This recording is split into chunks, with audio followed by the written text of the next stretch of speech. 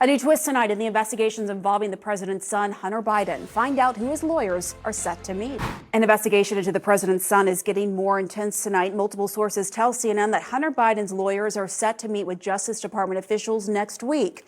The probe centers around potential tax crimes and a gun purchase from 2018. Paula Reed is back with us now. So this is exclusive reporting from you, Paula. What more can you tell us? That's right. Well, it's exclusive reporting from me and our whole team, which includes Kara Scannell, Sarah Murray, and Elena Treen.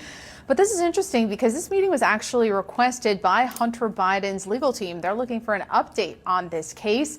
And in attendance, we expect to see a top career Justice Department official and the Trump-appointed U.S. attorney who stayed on after former President Trump left office to continue to oversee this investigation. But Pamela, it's not clear if we're going to get any update on the status of this case as this meeting comes amid a lot of questions about exactly what is going on with a long-running investigation into the president's son. This investigation's been going on since 2018, and last summer CNN was the first to report that the case had pretty much narrowed down to some potential charges, including a few tax crimes and possibly one false statements charge connected to a gun that Biden had purchased. But there haven't been any public developments in this case for the past year.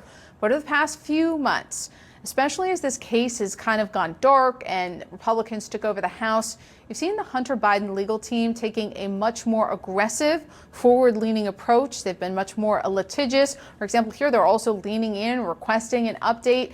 But now they have a whole nother problem on their hands as an IRS agent has sent a letter to Congress saying that he has information that this whole thing has been mishandled. Yeah, how does that fit into all of this? Do we have any indication that that is why this meeting was set up? What's going on here? So based on our reporting, this meeting was requested several weeks back before we certainly knew or they knew about this whistleblower. But this could potentially, depending on what this individual can actually show, this could be a real headache for the Biden legal team and potentially the Justice Department. We know from a letter sent to Congress and our sources that this individual says that they have evidence that this case has been mishandled, that there has been political interference, and they say they even potentially have evidence that the Attorney General was not honest when he testified before Congress that there would be no political interference. But Pamela, I want to caution, this person has not been granted whistleblower status or whistleblower protections. They have not presented any evidence so far to support these claims. And as we've seen, there have been big claims about whistleblowers connected to the Biden family and others that have not really yielded what was promised. But we'll continue to watch and report out exactly what it is this person claims and how they're going to support it. Because again, it could have potentially big ramifications. Right. What is the evidence to support the claims? Hopefully we'll find out. Paula Reed, thank you so much. Back with our panel now. So you just heard Paula Elliott lay out. This has been going on since 2018. Yeah.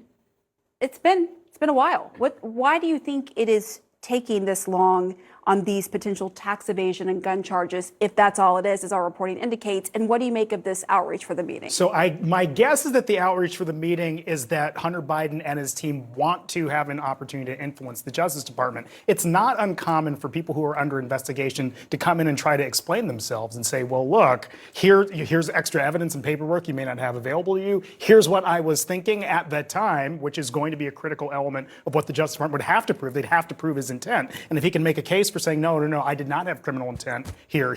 I was actually doing something legitimate.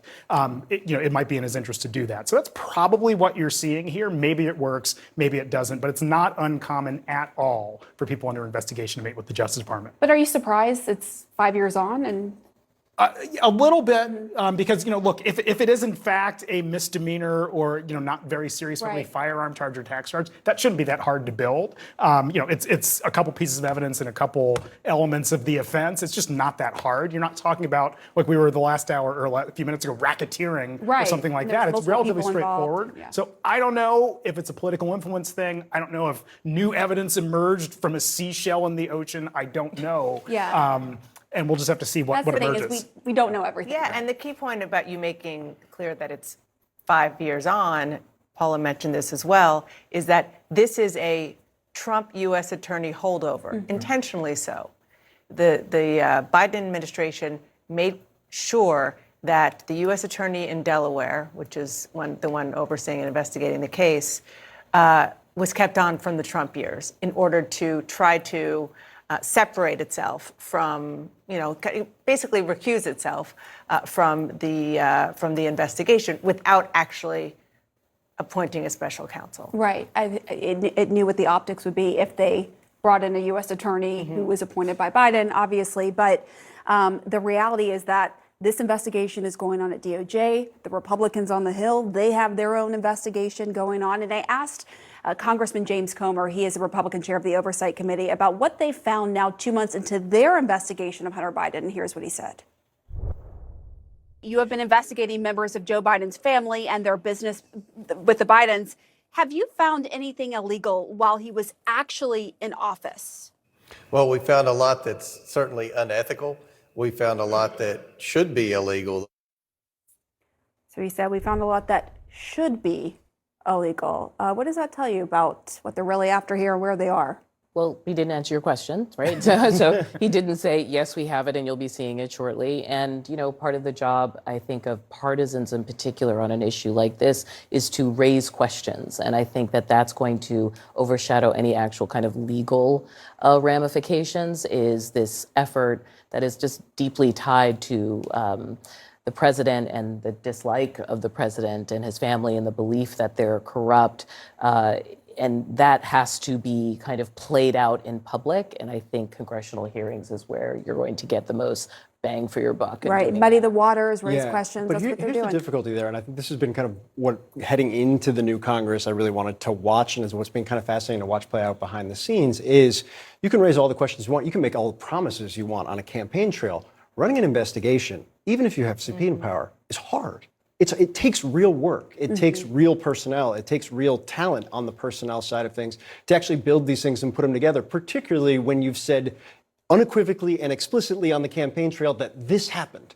Now that's your bar. That's what you're trying to meet. So you can raise all the questions you want. You can definitely have the hearings, and I think that's kind of the moment that they want to have. But in terms of turning over evidence, in terms of finding things, whether it's evidence of criminality or evidence of using influence or using the former vice president, now president, to garner influence, that takes real work. And doing that on a committee level, and we all know committee aides that have worked on investigations, and they're the very talented ones are very well known. They're all in private practice now, making a lot of money as well, but it takes time too. And I think watching the dynamic of, we made all these promises, but we also need a lot of time. How do we find this middle ground? And then what do you here? say in that middle ground? Yes, and I think that's where we sit They right may find now. nothing, right? But it's like, Right, what and do the you big say question to is do build they a- ever find Exactly. something, but also do they ever have the capacity and capability on the staff side Yeah. to build something, Yeah, to and- be able to find something? But a big challenge here is that Congress isn't really subject to a lot of rules over what they can and can't do in an investigation. Really what it comes down to is, do they have the public on their side, or a segment of the public